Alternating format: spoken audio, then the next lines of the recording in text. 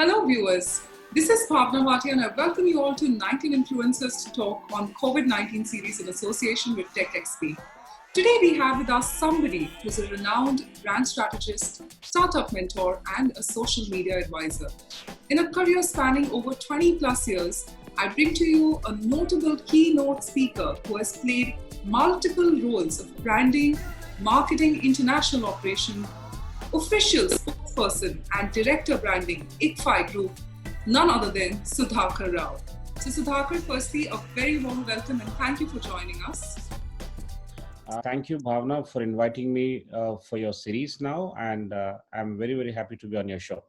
Thank you so much, Sudhakar. So the first very question is the viewers would like to know is what impact has the COVID-19 had on the education sector?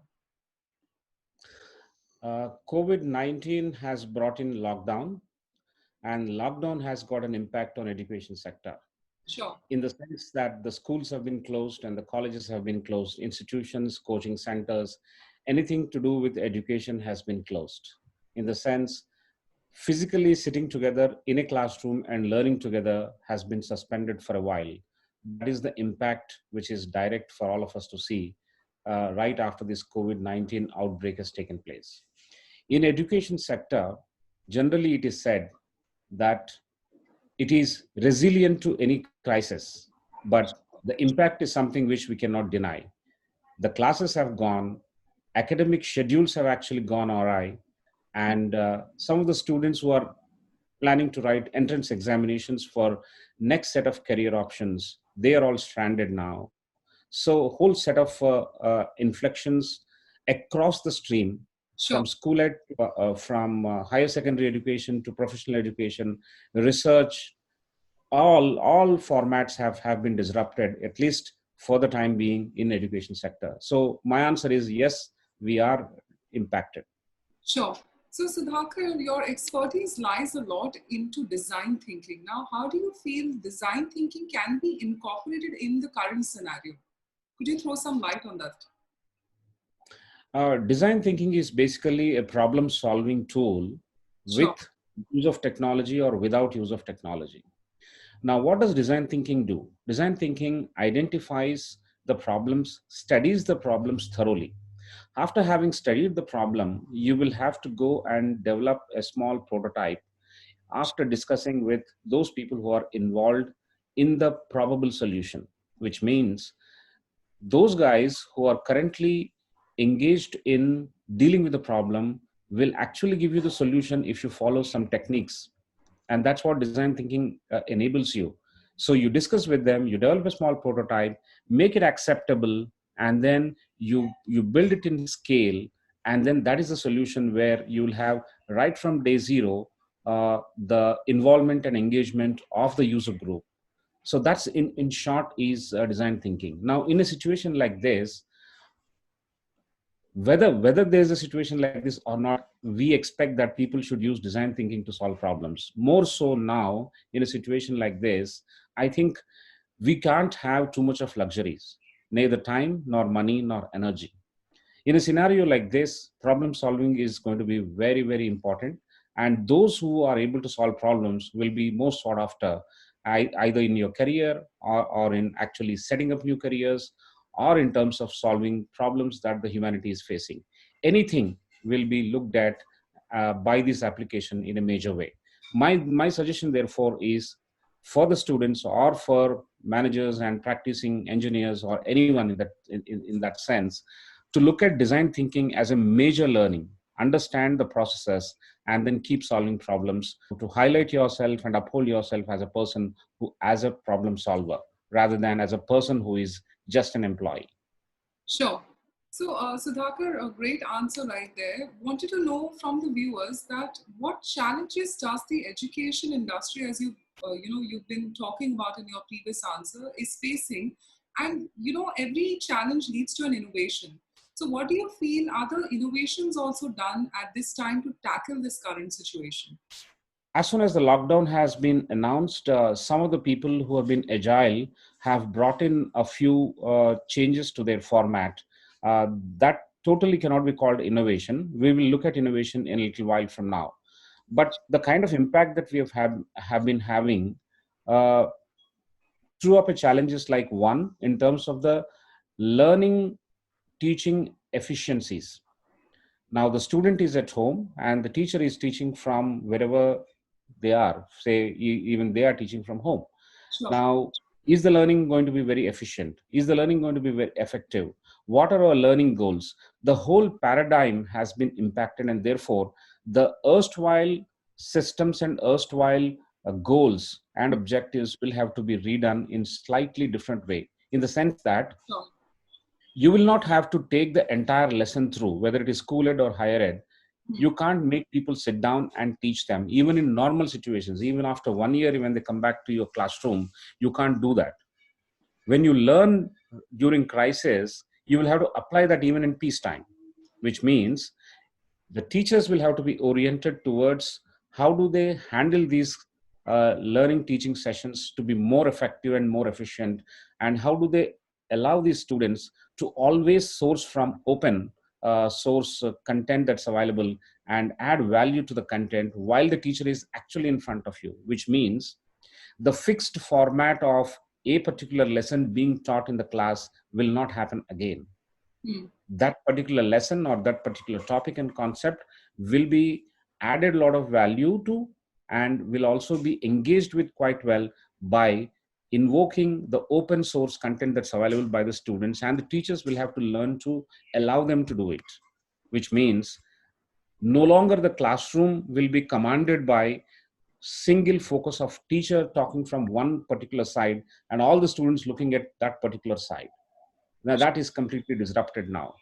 So efficiencies, effectiveness, and the paradigm of teacher learning, a teacher being very, very open, because the students are anyway belonging to what is called digital nativeness, whereas the teachers are not. So the orientation is more on the teaching side or on the teacher's side, to be very quickly adopting the new systems of teaching. However, there are other people in the education sector like vendors who supply education technology. I think more and more institutions will adopt new methods of education technology, which we call edutech. Edutech will be on boom. Adoption of new technology will be on boom. The new ways of connecting to students will be on boom.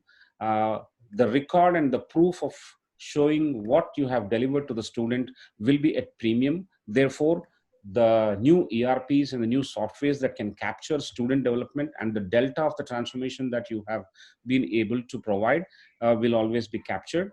And the parent teacher meetings can be done away with completely, the way the traditional methods are till now engaged.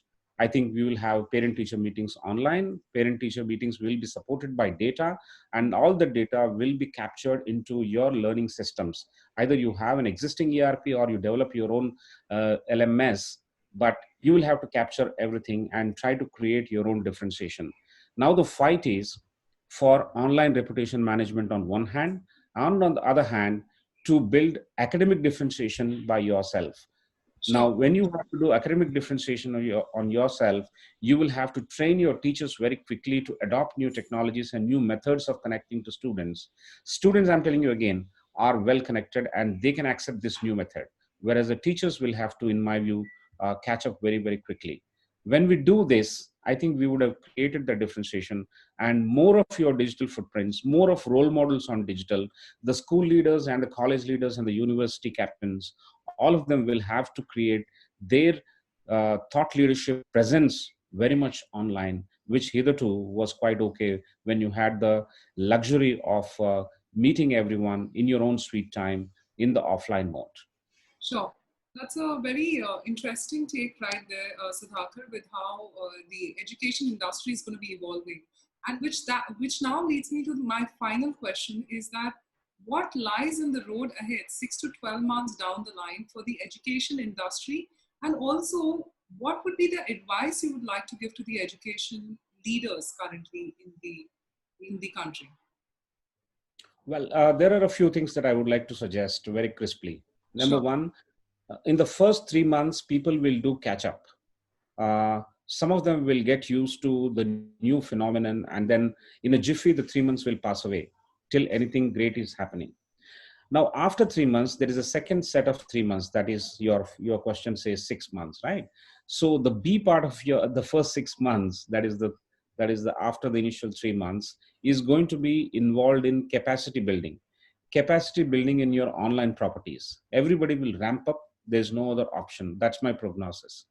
And after that, another 3 to 6 months, that is in your question about 9 months from now, Sure. people will be working on how to create differentiation. One is catching up, the other one is capacity building, and the third one is actually creating differentiation. And after differentiation, I think things will quickly come back to normalcy in education, because education is one of the sectors which will be opened up little late after the lockdown is ended, because physical congregation is going to take place. But education is resilient of any such crisis, so it will be the first one to recover from the aftermath of lockdown and COVID. So I do not see any great problem in education sector, but the initial few months, as I explained, in these two phases of catch up as well as capacity building as well as differentiation, that will stay forever.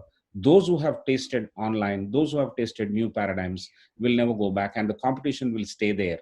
So when the competition is actually there online, why will anybody actually go offline to do? Offline, there are certain few things which you will have to do, but it is going to be a healthy mix of offline and online, and an interesting array of models coming up to capture the mindset of the students and the influencers and the parents forever to come. For example, more and more institutions at higher ed will be compelled to use online cases. There Sure. are case studies that are available in business schools that usually do. Now you don't have the luxury of running the case study in the classroom. Now you can easily do online cases, are pretty easy. ICFAI Business School, for example, has produced several cases so far, about 8,000 cases. Now they are much in demand, and more scenarios are suiting to use cases online and run their classes. So conceptual teaching is a passe. It's over now. I think this is the era where we can use more of cases. That is one example that I can give you. The other suggestion that I have for the entire education sector is to believe that it is not the strongest who is going to survive, but it is the smartest who is going to adapt to the situation will survive, and education will be that. The learning sector and the sector that is the backbone of this country shall survive, and we are all in it together. Sure. So thank you so much, Sudhakar, on that note that we are all in it together. Once again, it was a great pleasure having you. Once again, a big, big, big thank you, Sudhakar. Thank you for hosting me. Bye. Thank you.